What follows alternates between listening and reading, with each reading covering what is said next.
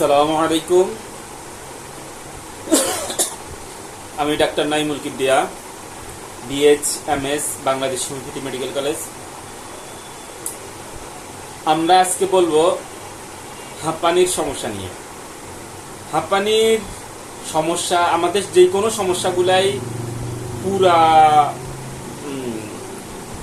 মানবদেহ এবং এই বৈশিষ্ট্য এবং তার আচার আচরণ, মানসিক অবস্থা সবগুলা নিয়েই আমাদের ওষুধ হয়।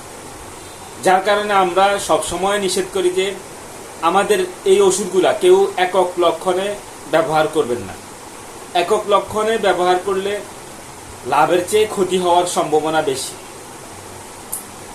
তো এই পর্যায়ে আমরা বলবো হাঁপানির সমস্যা নিয়ে। হাঁপানির বিভিন্ন কেমন মানে কোন ধরনের হাঁপানি, হাঁপানির সাথে কি কি থাকলে কেমন কেমন ওষুধ হইতে পারে, আমাদের আজকে এই আলোচনা। হাঁপানির কি কি ওষুধ হইতে পারে এইটা নিয়ে আমাদের আলোচনা। তো এখানে আমরা যে বিষয়টা বলবো সেটা হচ্ছে বিভিন্ন উপসর্গ।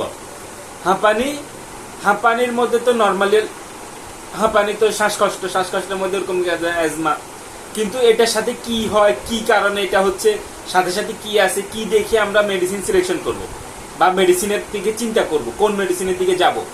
এটার জন্য আমাদের আজকের এই ভিডিও। এখানে আমরা কিছু লক্ষণের সাথে মেডিসিন বলে দেব, যে মেডিসিন দিয়ে আমরা অন্যান্য লক্ষণ যদি পাই তখন এই মেডিসিনটা ইউজ করতে পারবো। এই রুলসটা ডাক্তারদের জন্য, যেন তারা একটা টিপস পায় যে এই লক্ষণ যখন আসে তাহলে এই ধরনের ওষুধটা আসতে পারে। এই জন্য তো প্রথমেই আমরা বলবো, যদি কারোর হাঁপানি হয়, হাঁপানির সাথে পুরা শরীর ফুলে যায় এবং পাকস্থলী গোলযোগ দেখা যায়। হাঁপানির সাথে পুরা শরীর ফুলে যায়, পাকস্থলী গোলযোগ হইলে আমরা কেলিনাইট মেডিসিনটার কথা চিন্তা করব। এরপরে যদি কারোর এমন হয় যে পাকস্থলীর গোলযোগ সহ হাঁপানি কিন্তু ফুলাফুলি এরকম খুব একটা বিশেষ না, এরকম দেখা যাচ্ছে না, তখন আমরা এখানে কেলিমিউরের কথা চিন্তা করব। এখানে একটা ব্যাপার বলে রাখি, যেটা হচ্ছে অনেকে আমাদেরকে জিজ্ঞেস করে যে কেউ যদি চায় আমাদের থেকে কিন্তু ওষুধ নিতে পারে। আমাদের অনলাইন অফলাইনে চিকিৎসার ব্যবস্থা আছে। আমাদের নির্দিষ্ট ভিজিট এবং নির্দিষ্ট প্রসিডিউর মেনটেন করে যে কেউ আমাদের থেকে ওষুধ দিতে পারবে ইনশাআল্লাহ। তো এই পর্যায়ে আমরা বলবো, বৃদ্ধদের যদি হাঁপানি হয়, বৃদ্ধদের প্রচুর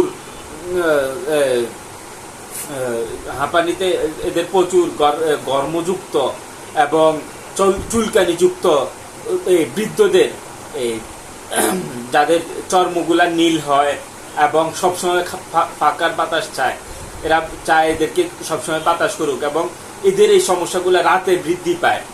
এই হাঁপানির সমস্যাটা, বিশেষত হাঁপানির সমস্যাটা রাতে বৃদ্ধি পায়। এই রাতে বৃদ্ধি সহ যদি চর্মর রং যদি নীল হয় এবং ঘর্মপ্রবণ হয় এবং এই ফাঁকার বাতাস চায়, এই ব্যাপারগুলো থাকলে আমরা কার্বোভেজ মেডিসিনটার কথা চিন্তা করব। এরপরে হাঁপানি সহ কানে পুজ। এই হাঁপানি সহ কানে পুজ মানে কিন্তু এটা এমন হয়েছে যে কানে পুজ হয়েছে, কোনো একটা সময় কানে পুজ হয়েছে, কিন্তু কানের পুজ এখন নাই, কানের পুজ চাপা পড়ে গেছে। চিকিৎসা করছে বা করে নাই, কোনো একভাবে এটা আস্তে আস্তে এখন আর পুজ দেখা যাচ্ছে না। হইতে পারে কানের পুজ বন্ধ হয়ে বধিরতাও হইতে পারে। মূল কথা হচ্ছে কানের পুজ বন্ধ হয়ে যদি হাঁপানি হয় বা কানের পুজ বন্ধ হয়ে বধিরতা সাথে সাথে হাঁপানি হয়, তখন আমরা লোবেলিয়া মেডিসিনটার কথা চিন্তা করব, লোবেলিয়া। এরপরে যাদের হাঁপানিতে দম বন্ধ হয়ে চোখ মুখ নীল হয়ে এবং মারা যাওয়ার উপক্রমের মতো হয়ে যায়, মনে হয় যে না এখনই মারা যাবে। ব্যাপার হচ্ছে হাঁপানিতে তো শ্বাসকষ্ট হয়, অক্সিজেনের অভাব হইতে পারে, বা অক্সিজেন নিতে পারতেছে না, বা অক্সিজেন শ্বাস ফেলতে পারতেছে না, এরকম একটা ব্যাপার হয়। এখানে হয় শরীরের অক্সিজেনটা কমে যাওয়ার কারণে শরীরের মধ্যে একটা নীলাভ ভাব চলে আসে। আর এই নীলাভ ভাব চলে আসা মানে কিন্তু তার শরীর ডিঅক্সিজেনেট হয়ে গেছে, তার মানে মারা যাওয়ার সম্ভাবনা আছে। এরকম মারা যাওয়ার সম্ভাবনা নীলাভ হয়ে গেলে আমরা এদের জন্য অ্যাপিসমেলের কথা চিন্তা করব।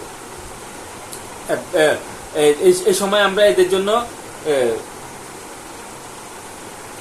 ম্যানিয়ানথিস মেডিসিনটার কথা চিন্তা করবো। এখানে ম্যানিয়ানথিস মেডিসিনটা যদি নিম্ন পাওয়ার দেওয়া হয় দ্রুত কিন্তু তার এই হাঁপানির অবস্থাটা কিন্তু রিকভারি হয়, অর্থাৎ নীলাভ ব্যাপারটা কিন্তু কেটে যায়, দ্রুত কেটে যায়।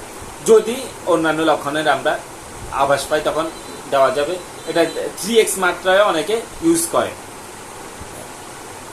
এরপরে আমরা বলবো যাদের হাঁপানিতে কষ্টকর কাশি, অর্থাৎ হাঁপানি মানে হচ্ছে তার খুব কষ্টকর কাশি হয়, কাশিতে কাশিতে তার হাঁপানির টান শুরু হয়ে যায়, তার নিঃশ্বাস বন্ধ হয়ে যায়, এরকম ব্যাপার হইলে আমরা এদের জন্য ক্যাসিয়াসোফেরা মেডিসিনটার কথা চিন্তা করব।